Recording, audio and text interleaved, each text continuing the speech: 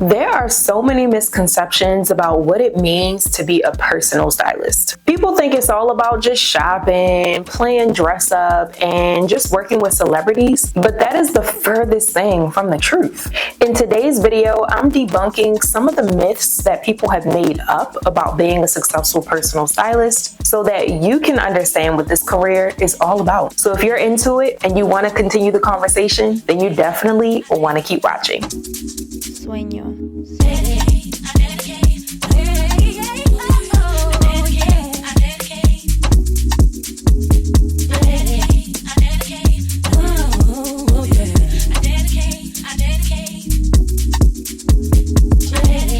Hey stylists, it's your favorite style biz coach, Kristen, and I'm excited to be back for another video. I thought this topic was very, very important because so many stylists have reached out to me and inquired about working with me, thinking that, what I do is such a fun and easy job because they want to do it too, but not realizing how much work and how much time and how much energy goes into successfully running a personal styling business and just being a personal stylist in general. Being a personal stylist in general takes a lot of creativity and brain power. But then when you try to turn it into a successful business where you have consistent clients and are offering services, there is a lot that goes into it. And many of you all don't really understand that before coming into the industry. So that's why I'm here, to give you an honest and transparent peek inside what it looks like to be a personal stylist for real, so that you understand what you're getting yourself into before you actually get into it. I didn't create this video to discourage you from getting into the fashion industry. I want everybody to be in the fashion industry and excited to work with everybody and wanting to share their creative ideas and knowledge.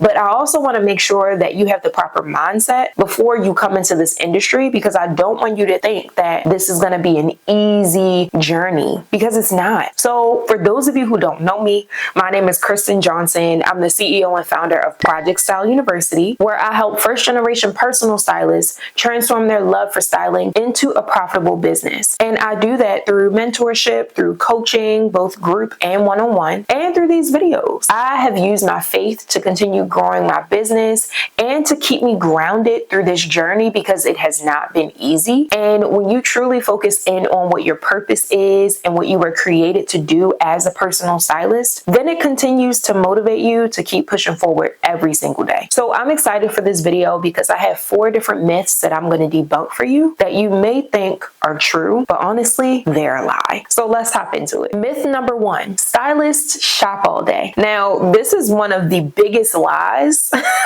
that society has created when it comes to being a personal stylist, because I can't even remember the last time I shopped, to be honest with you. Most of my day consists of administrative work, reaching out to people, scheduling emails, responding to emails, creating content, posting content, sharing content. All of those things have nothing to do with shopping. Now, I do have a client that I'm working with right now, and she's at a point in her styling experience where it is time for me to shop. It is time for me to pull some pieces for her and to curate a selection of items for her. But that is not something I do every day. So when you come into this industry, I need you to understand that shopping is just 20% of the job, maybe 30% of the job when it comes to being a personal stylist. And that's the fun part. And everything else can be fun too. I mean, I love administrative work. I love being organized. I love actually creating content. Shopping is cool. It's not my favorite thing to do, which is crazy to say as a stylist. I do enjoy it, but sometimes shopping does really get redundant. It's like I get tired of shopping sometimes. But when you have a fresh new client with a different style that you've never styled before, then that's fun for me. I like being challenged. I don't know about y'all, but I like being challenged. So again, shopping is not the thing that I do all day, every day, but it is a part of the job. So I definitely wanted to make that clear for you all. I also wanted to add too that with the type of styling that I do, I focus a lot on really understanding my client, understanding her lifestyle, her body shape, educating her. I'm really big on education. I really spend a lot of my time really understanding the client's goals, her needs, and her experiences, what she's going through, what she's experienced, and where she wants to go. So a lot lot of the times when I'm working with the client, I'm spending a lot of time getting to know them. And that takes up most of my time when I'm working with them. A little bit of that time, 20 to 30% of that time, is being spent shopping. The rest of that time is me listening to the client, understanding who she is, and providing the solution to her problems. So I really want you to keep that in mind before you hop into this industry thinking that shopping is the only thing that we do. Myth number 2, you have to live in a fashion capital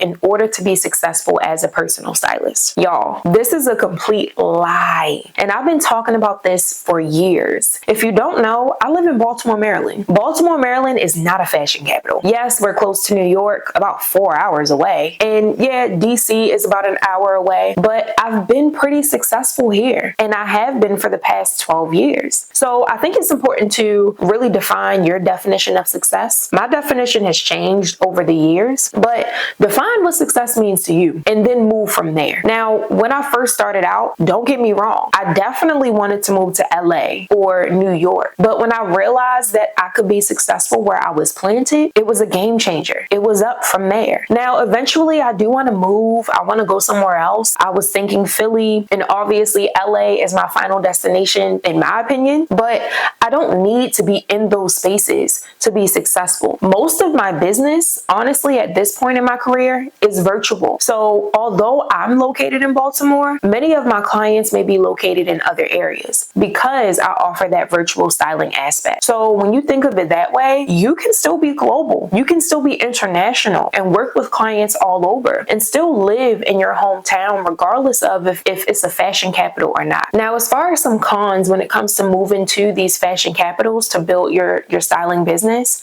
I will say, I want you to think about this. When you move from a space where you currently live that may not be a fashion capital, where you're the only one who is doing what you do, to a space that is full of people that do exactly what you do, you now have more competition. You now potentially have to fight for clients and opportunities. So when you're in a space where nobody's doing what you're doing, you're the only one that's reaping all of those benefits. Now, I will say, I have not lived in New York. I have not lived in LA. So I don't know what my life would look like if I moved to those spaces right now to, successfully grow my business. Obviously, I would be successful regardless of where I move, and you would too. But I just want you to think about it in that way. Now, if you have already picked up your things and moved to a fashion capital to build your styling business, I'm not telling you to move back home. Stay where you are and do what you need to do to build community and to reach the client base that you're wanting to reach. And also leverage that community that's already there. Reach out to stylists who are in the city that you just moved into. Ask to shadow them. Ask to collaborate with them if they're open to it. Now, I will say not everybody is going to be open to working with you. Not everybody is going to want to work with you, and that's fine too. You have to have thick skin to be in this industry because you may hear a lot of no's, but the more no's you hear, the closer you are to a yes. So I want to encourage you to bloom where you are planted, but if you do decide to move, you can continue to bloom there too. So that is another myth that I wanted to debunk about being a personal stylist. Myth number 3, stylists are only for the rich and famous. Now, if you know me, then you know that I'm constantly talking about the different types of stylists that exist. So I actually should probably record a video about this because I think this is important to know. But there are celebrity stylists out here. There are fashion stylists who work with celebrities. There are wardrobe stylists who work with celebrities. But a stylist is not just for celebrities. As a personal stylist, as a style savant specifically, I work with everyday women. I work with professionals, executives, and entrepreneurs that live everyday, regular lives. They're not celebrities. They're not performing on the stage.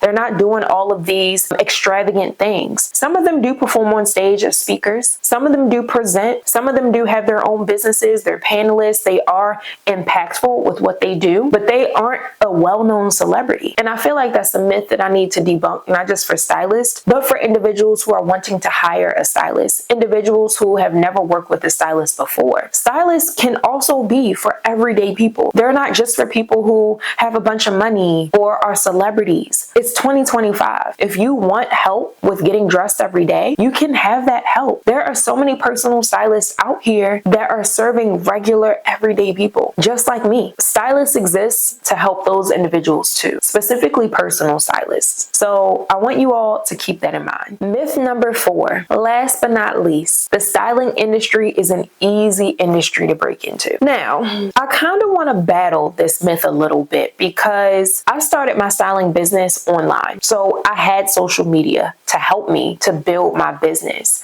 I had technology to help me to build my business. But when you think about the Misa Hilton, when you think about the June Ambroses and all those individuals who helped to basically create this lane for us, they didn't have that. They didn't have social media. They didn't have, websites. I mean, they had technology back then. This was the 90s, but a lot of them probably didn't have websites to even showcase their portfolio of work. A lot of the work that they got was through word of mouth, through going to events, through putting themselves out there in real time. So I don't want you to feel like, oh, now that social media is a thing, that you can just post and say, I'm a personal stylist, and people will run and jump to hire you. That's not how this works. You have to build that authority. You have to showcase who you are, the value that you're bringing to the table, and why people should hire you, what problem you're solving. There is a lot of work that goes into being a personal stylist on the back end, but then on the front end, what people see is important too. How you work with others, what work you've done, how your styling methodologies work. All of those things play a part into you showing up as a stylist online and in real time. So it's never easy getting into any industry. It may be easier now than it was before, but that doesn't mean it's just easy. There are things that you need to do to set yourself up for success before you just hop into an industry. Now, some people do just fall into the industry. They just are at the right place at the right time, talking to the right people, and it just happens. And I love that for y'all. I love that for those who that happens to. But for some of us, we are literally building a business brick by brick. I have been doing this for 12 years. And honestly, I am not where I want to be, but I'm exactly where I'm supposed to be. Teaching you all, giving you all the insight of what it looks like to be a successful personal stylist and breaking these myths, and also being vocal and sharing my experiences, my real life experiences, being honest and transparent about what I've experienced and what I deal with as a personal stylist, well, a style savant every single day. So no, I mean, it wasn't easy for me to get into this industry. Now, 12 years in, I have been able to build up a personal brand that people know and people rely on, but I'm still growing. I'm still building, and it never was easy for me. You really have to do the legwork to get where you want to be. That is the last myth that I wanted to debunk when becoming a personal stylist and getting into the industry. Although there are more myths, I can literally keep going. I can literally talk about this all day, every day. But for the sake of time, I really wanted to focus on those top 4 because I know those are the ones that I hear the most.